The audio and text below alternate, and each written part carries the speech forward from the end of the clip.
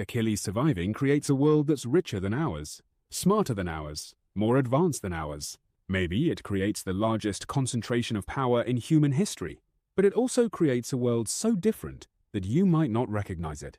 All because one arrow missed. History says Achilles died from a single arrow, a shot fired by Paris and guided by the god Apollo. But what if it missed? Not by much, just enough for the most famous death in mythology to never happen. Because if Achilles survives, Troy doesn't just fall differently. The modern world might never exist. To understand why, we need to start with what actually happened. Around 1200 BC, a coalition of Greek kings sailed across the Aegean Sea and laid siege to Troy.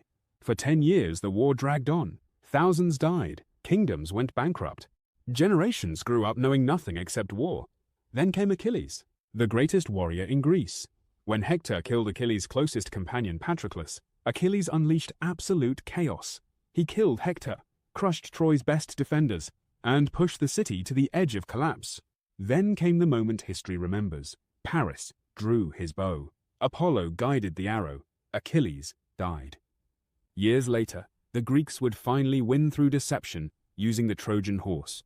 A Trojan prince named Aeneas escaped the burning city.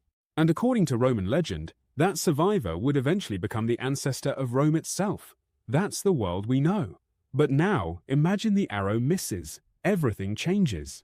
Achilles survives. Troy doesn't hold out for years. It falls within months. The Greeks pour through the gates, the city burns, and in the confusion, a small group of Trojans tries to escape through the harbor. At their center is Aeneas. In our timeline, he gets away. In this one, he doesn't. Achilles cuts him down without ever knowing his name. Rome dies before Rome is born. But that's not the biggest change. The biggest change is Achilles himself. Because Achilles wasn't supposed to grow old. He wasn't supposed to become a ruler. He was supposed to become a legend. Instead, he becomes something far more dangerous. A legend with power. When Achilles returns home, kings begin treating him less like a warrior and more like a kingmaker. Cities compete for his favor. Merchants compete for his protection. Young warriors cross oceans just to fight under his banner. And within a generation, Greece begins to unite. Not because anyone conquered it, because everyone wants to be part of Achilles' world. When Achilles finally dies decades later, he leaves behind something nobody expected. Not a kingdom, an engine, a machine, an alliance stretching across the Mediterranean, trade routes, ports, armies, roads, schools, a civilization that is already moving faster than anything around it. And then, centuries later, a boy is born in Macedon, Alexander. In our timeline, Alexander inherited a fractured Greece.